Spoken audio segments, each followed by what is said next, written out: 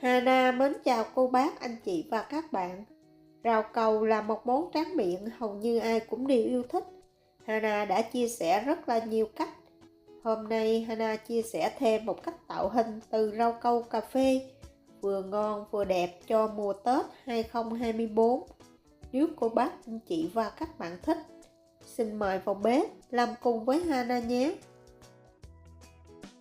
Cũng giống như mọi lần, trước khi làm rau câu, Hana thường hay ngâm trước.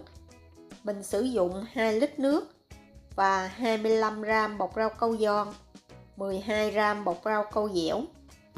Nếu cô bác, anh chị và các bạn dùng giòn không thì mình sử dụng khoảng 40 gram, hoặc tùy theo mình muốn giòn nhiều hay giòn ít mà điều chỉnh.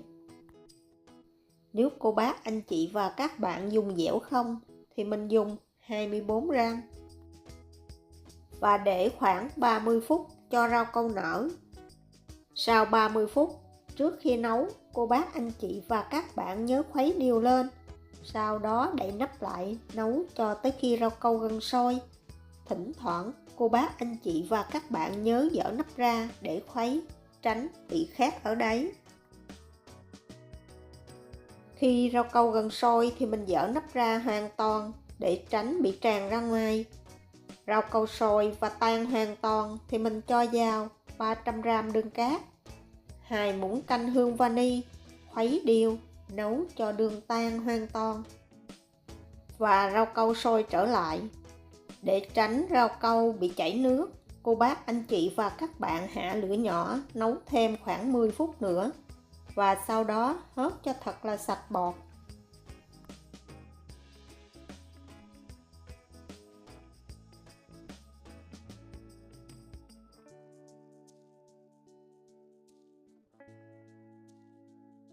Sau khi rau câu nấu xong thì mình sẽ múc ra ngoài một cái xông nhỏ, 700 gram rau câu, thêm vào 200 gram nước khuấy đều và nấu sôi trở lại.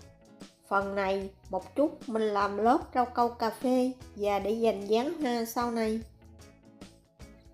Rau câu trong còn lại thì cô bác, anh chị và các bạn thêm vào 150 gram kem sữa. Mình có thể sử dụng bất cứ loại kem nào mà mình có, không nhất thiết giống như của Hana. Sữa đặc, Hana dùng 100 gram. Và 400 gram nước cốt dừa. Phần này cô bác, anh chị và các bạn nhớ đun sôi nhẹ, mình đừng đun sôi quá để tránh rau câu bị lợn cợn. Trong lúc đổ rau câu thì mình sẽ hạ lửa thật là nhỏ và giữ ấm để tránh rau câu bị khét. Cô bác, anh chị và các bạn tốt nhất mình sử dụng nồi không dính. Bây giờ mình sẽ đi pha cà phê. Hana sử dụng 3 muỗng canh bột cà phê hòa tan, 1 muỗng canh đường cát và 1/2 chén nước nóng.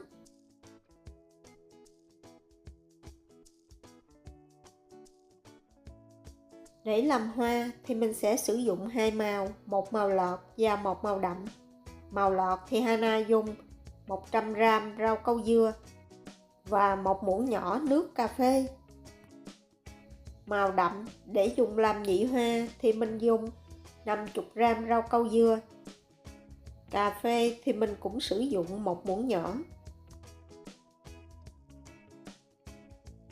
Hana sử dụng khuôn bông hồng có đường kính khoảng 5 cm. Cô bác, anh chị và các bạn có thể sử dụng bất cứ loại khuôn nào mình có.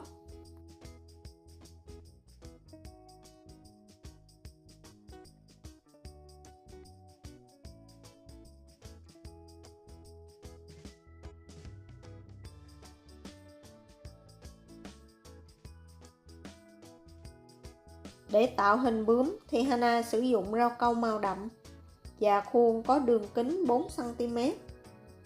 Cô bác, anh chị và các bạn nhớ để cho hoa thật là đông đặc lại thì mình mới gỡ ra, kẻo bị gãy cánh hoa. Hoa này mình sẽ chuẩn bị khoảng 3 tới 4 cái.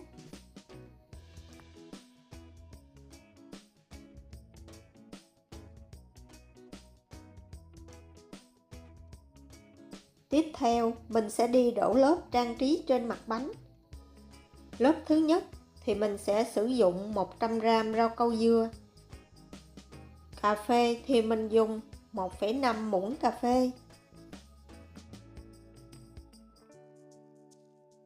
Khuôn thì Hana sử dụng khuôn vuông, có cạnh 16 và 7 cm. Sau khi đổ lớp này xong, mình sẽ để cho thật là nguội. Tiếp theo mình sẽ pha 50g nước rau câu trong và 1/2 muỗng canh nước cà phê. Phần này mình sẽ đổ vô khuôn có chiều dài 12 cm, một chút mình làm nơ và rau bướm.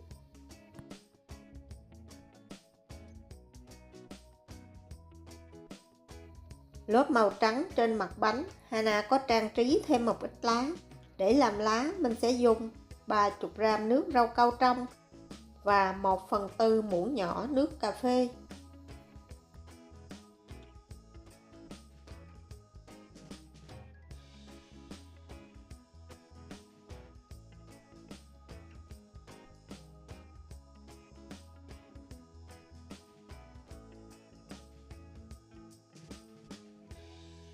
Lớp màu trắng này mình cũng sử dụng khuôn 16 và 7 cm. Phần rau câu thì mình dùng 100g rau câu dưa. Khuôn này cô bác, anh chị và các bạn mình dùng khuôn để đổ bánh, một chút mình cắt sẽ dễ dàng hơn. Sau khi cho lá vào khuôn thì mình sẽ trang trí thêm một ít nước cà phê. Hai lớp mặt này mình đổ ít nên đông lại rất là nhanh. Vì vậy cô bác, anh chị và các bạn nhớ sử dụng chung cái khuôn một chút mình làm bánh, thì sau này mình làm sẽ rất là dễ dàng. Phần hoa, lá và mặt bánh trang trí, cô bác, anh chị và các bạn nhớ làm trước. Vì nếu mình để đổ xong phần rau câu mình mới bắt đầu làm, thì rau câu còn lại bị lợn cợn, phần mặt bánh sẽ không được đẹp. Sau khi rau câu đông đặc lại hoàn toàn thì mình sẽ gỡ ra khỏi khuôn và để qua một bên.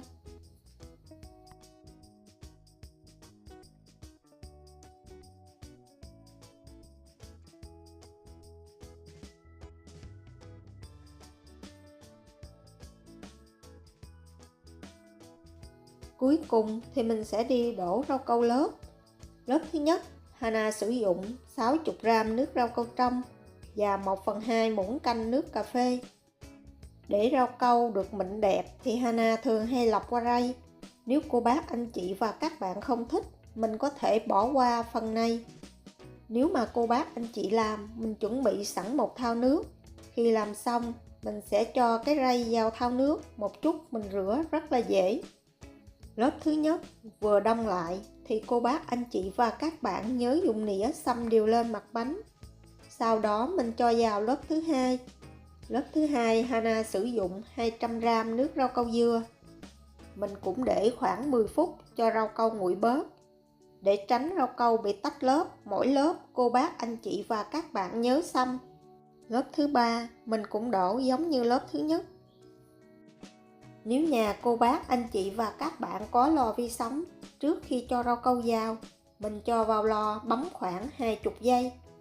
Lớp thứ tư, Hana sử dụng 300g nước rau câu dưa và 1 muỗng canh nước cà phê.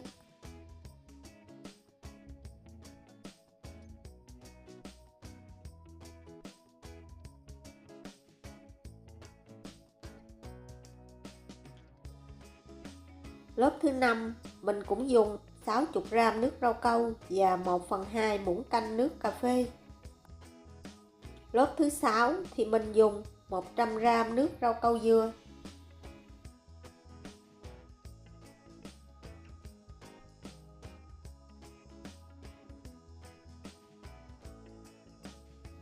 Lớp thứ 7 mình cũng dùng 60g rau câu và 1/2 muỗng canh nước cà phê.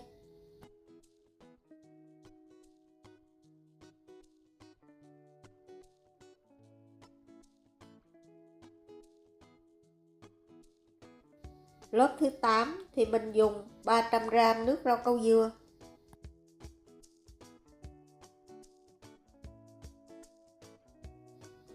Lớp thứ 9, 60g nước rau câu trong và 1/2 muỗng canh cà phê.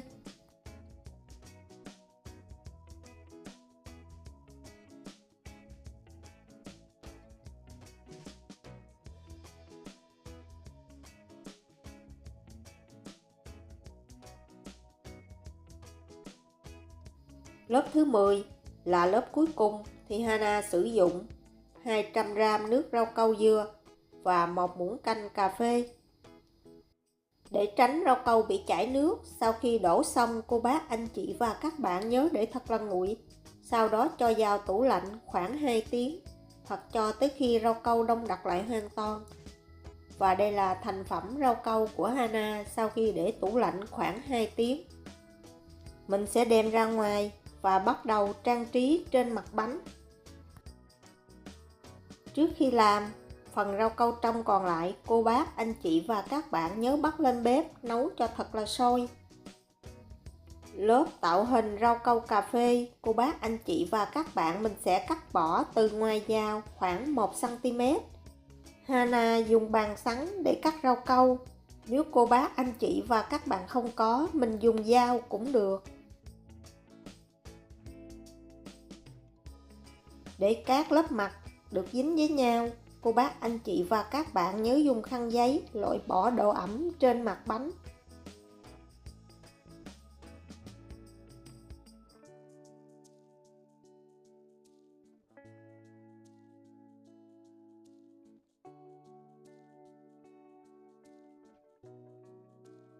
Sau đó dùng nĩa cào nhẹ lên mặt rau câu.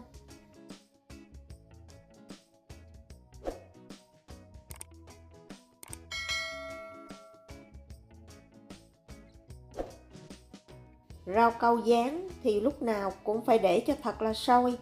Nếu cô bác, anh chị và các bạn thấy đặc quá, mình có thể thêm một ít nước cho rau câu loãng ra.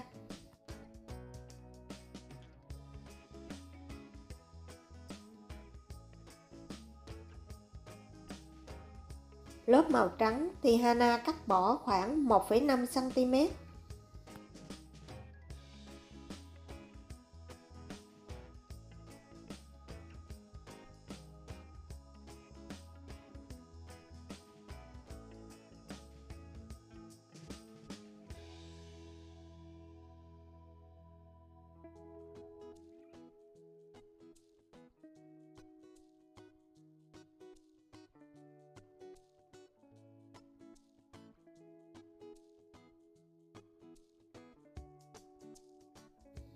Dùng dao mình sẽ cắt góc trên mặt rau câu để tạo điểm nhấn cho bánh.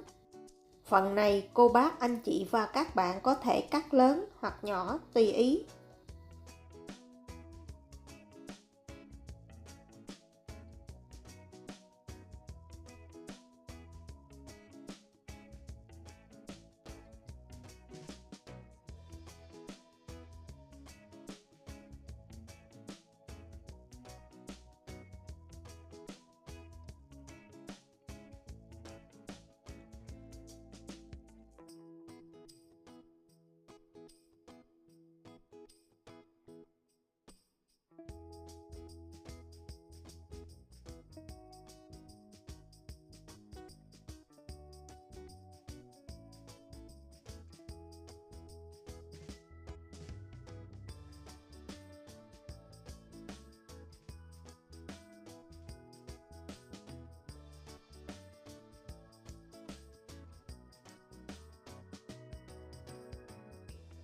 Để tạo hình những chiếc nơ thì mình sẽ cắt rau câu có độ dày khoảng 1cm.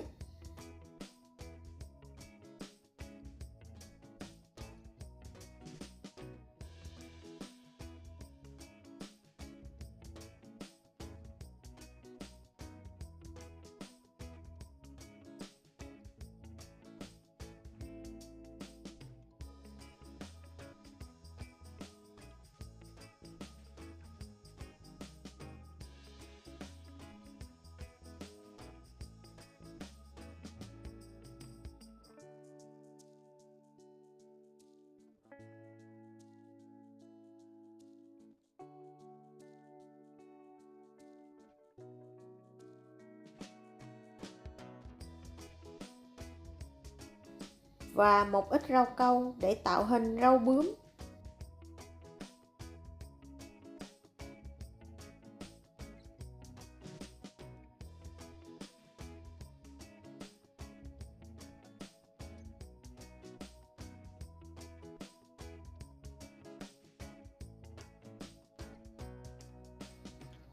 Phần khoảng trống ở góc bánh, cô bác anh chị và các bạn có thể trang trí thêm một cái hoa có màu nhạt hơn.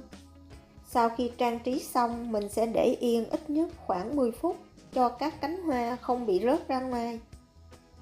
Và đây là thành phẩm của Hana sau khi tạo hình xong. Rau câu sau khi tạo hình xong có màu sắc và hình dạng rất là bắt mắt. Hương vị thì thật là thơm ngon. Rau câu ăn vào có độ dai giòn vừa phải, vị béo của kem và nước cốt dừa. Vị ngọt Hana cũng thấy rất là vừa, không ngọt quá cũng không lạt quá. Hy vọng cô bác, anh chị và các bạn sẽ thích những gì Hana chia sẻ.